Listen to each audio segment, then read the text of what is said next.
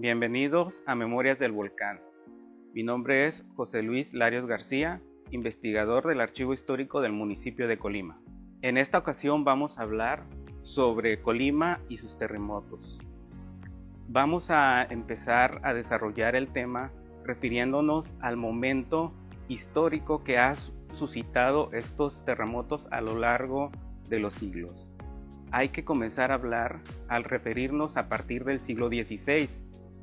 Todavía no se tenían referencias documentales precisas para hablar sobre terremotos en la actualidad.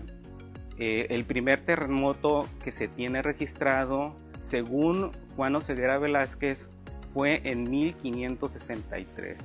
No se tienen más referencias relativas a este sismo, pero sí podemos nosotros intuir y desarrollar más claramente cómo fueron desarrollados estos temblores a partir de crónicas o algunos documentos como las actas de cabildo, donde se refieren los miembros de este grupo colegiado, donde se refieren que van a elegir a un santo patrono para defenderse de los desastres asociados a los terremotos, ciclones o incendios. En este caso eligieron a San Felipe de Jesús. Quizás con estos temas nosotros podemos tener ciertas alusiones que verdaderamente hubo algunos desastres muy importantes asociados en la época del virreinato. No podemos mencionar más referente a este tema en sí porque, como les había comentado, las fuentes son muy escasas, pero podemos nosotros referirnos a partir del siglo XIX. El siglo XIX ya existen más referencias documentales, sobre todo en el Archivo Histórico del municipio de Colima existen decretos, oficios, actas de cabildo, noticias en el periódico oficial El Estado de Colima, entre otros documentos que nos refieren a través de estos años cómo se han suscitado estos terremotos. Por ejemplo, uno de los más documentados es el terremoto sucedido en 1806, conocido como el Sismo de la Encarnación. Principalmente se dañó la parroquia, hoy Catedral Basílica de Colima. Tengo entendido también que fue donde más daños hubo fue en Ciudad Guzmán, pero sobre todo nos da indicios ya de cómo estos temblores empiezan a afectar principalmente a los edificios públicos, a viviendas, a otras edificaciones que no estaban construidas como las conocemos hoy en día. Si me remito un poco hacia atrás de la época virreinal, las viviendas estaban elaboradas con adobe, techos de zacate, y ya un poquito más hacia finales del siglo XVIII se empezaban a elaborar con teja. Entonces podemos deducir que estas viviendas eran muy susceptibles, no estaban edificadas para resistir un terremoto. Por eso podemos nosotros entender que había demasiada destrucción principalmente en la villa de Colima. La villa de Colima podemos entender que era una pequeña población muy alejada de las grandes ciudades. Hay que recordar que nosotros vivimos en una costa donde hay placas tectónicas y que continuamente los temblores afectan a la población del occidente de México. Remitirnos, por ejemplo, al temblor de 1818, sucedido el 31 de mayo de 1818, es de los más severos y los más mortíferos que ha habido en la historia de Colima. La iglesia más afectada es la Capilla de la Soledad. Posteriormente, la del Dulce Nombre de Jesús quedó severamente afectada, pero no reducida a escombros. En el templo de San Felipe de Jesús se ubican las actas de entierro donde dan cuenta de los difuntos aquecidos en este terremoto de 1818.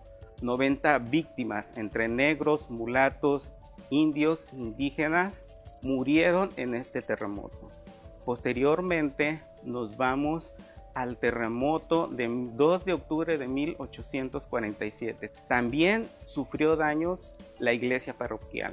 Si nosotros nos damos cuenta, todos estos terremotos destruyen los principales edificios y los vuelven a reedificar. Otro de los terremotos más significativos que nosotros podemos recordar, el 19 de enero de 1900 ocurrió un terremoto en Colima en plena época del Porfiriato. Si nosotros verificamos los terremotos, están asociados principalmente a estas destrucciones como han sucedido anteriormente en los años anteriores de la época del virreinato y en el siglo XIX. El de 1900 se destruyeron viviendas, hospitales, escuelas públicas y se dañó la iglesia parroquial. Podemos deducir que este terremoto también trajo cuantiosos daños ya registrados en los periódicos principales de Colima, sobre todo en el periódico oficial El Estado de Colima. Otro de los grandes terremotos que nosotros podemos mencionar es el terremoto del 3 de junio de 1932. Este terremoto vino también a desconsolar a la población porque fue uno de los más fuertes con 8.2 en la escala de Richter. Si nosotros podemos decir que estos terremotos ya continuamente se están registrando, según el Centro Nacional de Prevención y Desastres, este es de los más fuertes que se han suscitado en México. Posteriormente, en ese mismo mes, el 22 y el 18 de junio se vuelven a registrar otras réplicas. El 22 de junio es también de los más recordados porque a las 7 de la mañana en la playa de Cuyutlán se desató un tsunami. Lo conocemos como hoy en día tsunami o maremoto. También trajo muertes y desolación a la población de Colima. Posteriormente, el 15 de abril de 1941 vuelve a temblar un terremoto muy fuerte en la ciudad de Colima. Hubo cuantiosos daños, derrumbe de viviendas, derrumbe de algunos edificios muy importantes como el desplome de la torre de la catedral. También hubo numerosos damnificados y muerte. Esto significa que ya los archivos históricos y sobre todo en las fuentes y noticias de radio y televisión ya tenemos más información que ahonden más al tema sobre los terremotos. También podemos decir que en 1973, el día 30 de enero, ocurrió otro sismo de gran magnitud. Este terremoto también trajo daños severos a viviendas. ¿Y por qué principalmente a las viviendas? Porque las viviendas, como lo habíamos dicho al principio, estaban elaboradas de teja, de adobe y otras más que se habían dañado con otros sismos. Entonces, desafortunadamente, siempre la población más desprotegida resultaba con severos daños, es decir, a sus viviendas y a su patrimonio familiar. Otro de los terremotos que podemos nosotros mencionar es el del 9 de octubre de 1995. Esos terremotos ya estamos acercándonos más a la actualidad. Yo recuerdo que ese terremoto lo viví, estaba en el bachillerato cuando ocurrió, aproximadamente a las 9:30 de la mañana, y desafortunadamente el municipio de Manzanillo fue el más afectado con el derrumbe del Hotel Costa Real. Este terremoto lo recuerdo perfectamente porque empezaron en las noticias, todavía no existían las redes sociales como hoy en día las conocemos, pero surgen estas noticias que se había caído este hotel y aproximadamente hubo 49 muertos.